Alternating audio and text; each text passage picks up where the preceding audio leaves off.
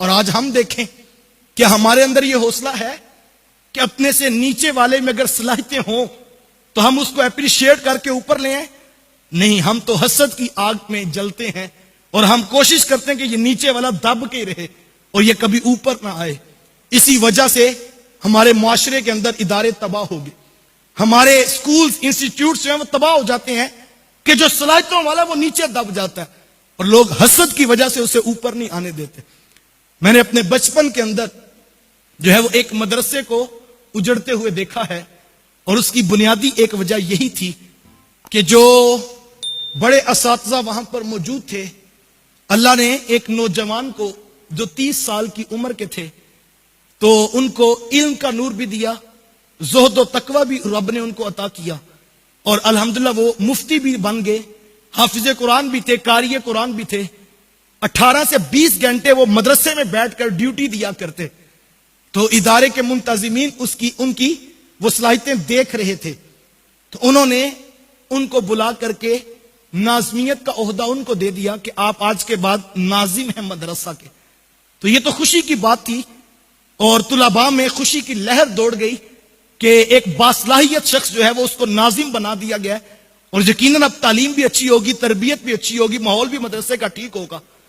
لیکن بڑے اساتذہ کو یہ بات ہضم نہ ہوتی تھی، وہ کہتے تھے یہ کیسے ہو سکتا ہے کہ ہم 50 سال کے پڑھے ہوئے اور یہ کل ہم سے پڑھ کے ہمارے اوپر ناظم بنا دیا گیا۔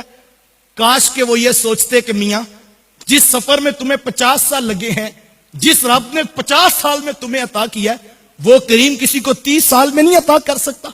تو یہ تو دیکھنا چاہیے تھا کہ مشن کو کس سے فائدہ ہے اور ادارے کو کس سے فائدہ ہے۔ کاش کہ ہم نیچے والوں کو اوپر لانے کا مزاج رکھتے۔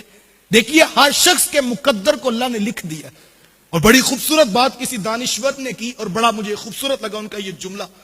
وہ کہنے لگے جو شخص کسی کو دیکھ کر الجھتا ہے اور یہ پریشان ہو جاتا ہے کہ اس کو اتنی دولت کہاں سے مل گئی، یہ ہمارے معاشرے میں تبصرے ہوتے نہیں ہیں۔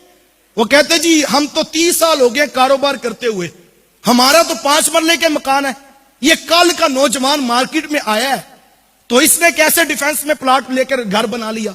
اور میاں پلاٹ جو ہے وہ نوکریوں سے تو نہیں ملتے، پلاٹ جو ہے وہ کاروبار سے تو نہیں ملتے، پلاٹ تو بندہ 120 دن کا ماں کے پیٹ میں ہوتا ہے، ایک فرشتہ آتا ہے اس کے حصے کے سارے پلاٹ لکھ کے چلا جاتا ہے۔ تو جس رب نے لکھے ہیں اس نے تو عطا کرنے ہیں۔ تو کسی کا سفر 50 سال میں، کسی کا 60 سال میں، کسی کا 30 سال میں، ہم الجھ جاتے ہیں۔ کاش کہ ہم اس پر غور کریں کہ یہ کتنا بڑا مرض ہے۔ تو وہ دانشور کہتے ہیں جو اصل میں حاسد شخص ہے، جس سے حسد کر رہا ہے اس سے نہیں الجھتا، اصل میں اپنے رب کی تقسیم کے اوپر اعتراض کرتا ہے کہ اس کو یہ دیا کیوں گیا ہے۔ یار دینے والا تو رب ہے، وہ خود فرماتا ہے قل اللہم مالک الملک تؤتی الملک من تشاء وتنزع الملک ممن تشاء وتعز من تشاء وتذل من تشاء۔ وہ کہتا ہے وہ اللہ ہے، وہ جس کو چاہتا ہے سلطنت عطا کرتا ہے اور جس کو چاہتا ہے عزتیں عطا کرتا ہے، جس سے چاہتا ہے عزتیں چھین لیتا ہے۔ صاحب اگر من تشاء کا مفہوم سمجھ آ جائے تو پھر انسان اپنے بھائی سے الجھ نہیں سکتا۔